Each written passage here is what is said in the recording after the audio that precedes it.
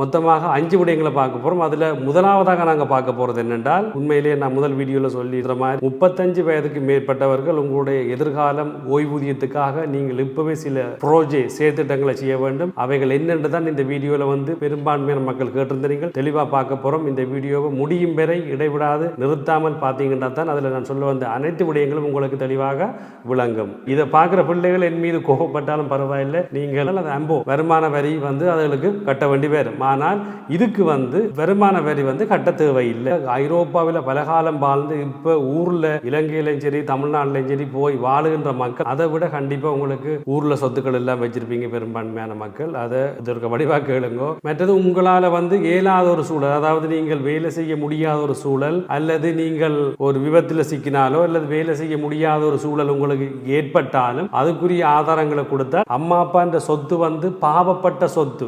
நீங்களும் உங்களோட மனைவியும் அல்லது நீங்கள் உங்களுடைய கணவரும் எவ்வளவு சந்தோஷமா வாழலாம் சொல்லுங்க. அப்ப காரணம் என்னென்றால் ஐரோப்பிய நாடுகளில் மிக பெரும் தொகையை சாப்பிடுறது இந்த வீட்டு வாடகை, இந்த வீட்டு கடனுகள். வாங்கோ கிசோவோடு பேசுவோம் என்ற ஒரு தலைப்பில் இலவசமாக அவ்வப்போது ஒரு